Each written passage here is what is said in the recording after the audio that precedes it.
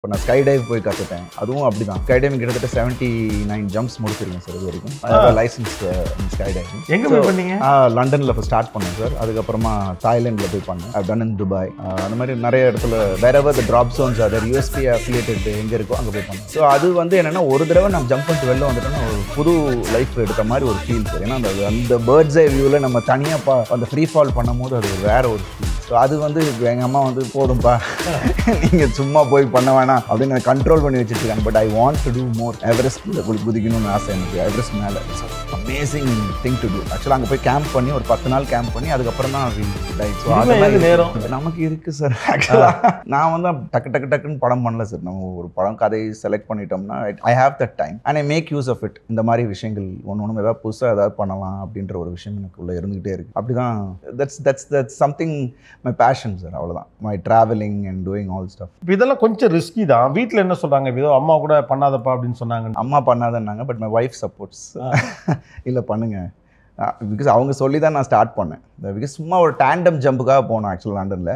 அப்போ நான் சொன்னேன் ஏன் யாரோ ஒருத்தர் நம்ம ஏன் பண்ணக்கூடாது அப்படின்னு. பண்ணுங்களேன் அப்படின்னு போய் விசாரிச்சப்போ தே ஆர் டூயிங். அங்கே we have to enrol for the லைசன்ஸ்க்காக பண்ணணும். பட் அது ஒரு கோர்ஸ் பண்ணணும் நீங்கள் அப்படின்னாங்க. அப்படி ஸ்டார்ட் ஆகுது. ஏன்னா தனியாக நான் ஜம்ப் பண்ணணும். அதுன்னு யாரோ ஒருத்தங்க நம்ம அவன் கட்டி வச்சு நம்ம ஜம்ப் பண்ணுறது எக்ஸ்பீரியன்ஸ். பட் நம்ம ஜம்ப் பண்ணலாமே அப்படின்னு சொல்லிட்டு அப்படி தான் ஐ ஸ்டார்டட். அப்போ அந்த லைசன்ஸை வாங்கினதுக்கப்புறம் 25 ஜம்ப்ஸ் பண்ணணும் அந்த லைசன்ஸ் வாங்குறதுக்கு. அது லெவல் 8 லெவல் இருக்குது. அந்த லெவல் ஒன்று ஏன்னா ஒரு லெவல் வந்து சம்டைம்ஸ் ஒரு வாரம் ஆகும், 10 நாள் ஆகும். ஸோ நீங்கள் எவ்வளோ சீக்கிரம் அந்த லெவலை முடிக்கிறீங்களோ நீங்கள் அந்த 8 லெவல்ஸ் முடிஞ்சோன்னா அந்த லைசன்ஸ் உங்களுக்கு கிடச்சிரும். அதுக்கப்புறம் நீங்கள் எங்கே வேணால் ட்ராப் ஜோனில் நீங்கள் உங்கள் லாக் புக் ஒன்று கொடுத்துருப்பாங்க. அதில் நீங்கள் சைன் பண்ணிவிட்டு லாஸ்ட்டாக நீங்கள் எப்போ ஜம்ப் பண்ணி 60 டேஸ்க்குள்ளே நீங்கள் ஜம்ப் பண்ணியிருந்தீங்கன்னா you need not take a refreshing course. இல்லைனா நீங்கள் ரிஃப்ரெஷிங் கோர்ஸ் எடுக்கணும்.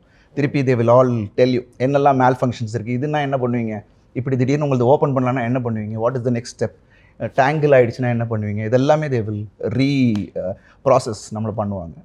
அதுக்கப்புறம் அந்த கோர்ஸை முடிச்சிட்டோம்னா தென் வீ கேன் ஜம்ப். வீட்டுக்கு வந்துட்டோன்னா வீட்டில் ஜிம் இருக்குது. ஸோ அங்கே பண்ணிவிடுவேன். இல்லைனா தேர் ஆர் பிளேசஸ் வேறு 12-2 மணி வரைக்கும் ஓப்பன் பண்ணுவாங்க நமக்கு. ஸோ அந்த மாதிரி பண்ணிட்டு வெளியூரில் இருந்தால் ஆட்டோமேட்டிக்காக நமக்கு ஹோட்டல்ஸில் சொல்லிட்டோம்னா தே வில் ஆட்டோமேட்டிக்கில் ஓப்பன் பண்ணி வச்சிருப்பாங்க. அப்படி இல்லைனா காலையில் பண்ணிவிட்டு அப்படியே கிளம்பிடும். இல்லை இப்போ பொதுவாக இந்த எக்ஸசைஸ் பண்ணாமல் இருக்கிறதுக்கு சொல்கிற சமாதானம்லாம் நம்ம இப்போ நாளாக என்ன சொல்லிங்கன்னா ஏற்கனவே லேட் ஆகிடுச்சு, இதுக்கப்புறம் எப்படி போகிறது, இதுக்கப்புறம் எப்படி பண்ணுறது. பரவலாக எல்லாருக்கும் இருக்கக்கூடிய ஒரு சின்ன சோம்பேறித்தனம் அங்கே தான் வருது. இப்போ ஷூட்டிங் 12 மணிக்கு முடிஞ்சால் அதுக்கப்புறம் போய் ஒர்க் அவுட் பண்ணிட்டு தான் படுக்க போவேன் சார். இல்லைன்னா நான் காலையில் விடிகாலில் எழுந்திரிச்சிட்டு ஒரு 6 o'clock ஸ்டார்ட் பண்ணோம்னா ஒரு 4:35 நாங்கள் ஸ்டார்ட் பண்ணி ஒர்க் அவுட் பண்ணுவோம். இதுதான் நடந்துச்சு இதுலேயும் இட்லி கடையிலையும். ஸோ டெய்லி ஒர்க் அவுட் பண்ணலான்னா நமக்கு ஒரு தூக்கம் வராது. அந்த மாதிரியான ஒரு இதுவாக ஸ்டார்டட் அண்ட் இட் ஹெல்ப். நான் பண்ணுறேன் நீங்கள் சொன்ன மாதிரி ஆக்ஷன் பண்ணும் போது எனக்கு பயங்கரமாக ஹெல்ப் ஆச்சு. அண்ட் ப்ளஸ் அது நம்பகத்தன்மையும் கரெக்டாக இவர் அடித்தா கீழே 2 பேர் விழுவாங்க அப்படின்னு அது இட் ஹெல்ப். அண்ட் பண்ணுற ரோல்ஸுக்கும் அது ரொம்ப யூஸ்ஃபுல்லாக இருந்துச்சு. அண்ட் ப்ளஸ் அந்த டிசிப்ளின் ரொம்ப ஹெல்ப்ஃபுல்லாக இருந்தது சார். ஏன்னா நம்ம என்ன ஸ்ட்ரெஸ் இருந்தாலும் அந்த ஒரு ஜிம்மில் போய் நமக்கு காட்டுற அந்த ஒரு விஷயம் இருக்கு இல்லையா, அது வந்து it help me a lot. எனக்கு ஒரு செல்ஃப் கான்ஃபிடன்ஸ் கொடுக்க ஆரம்பிச்சு.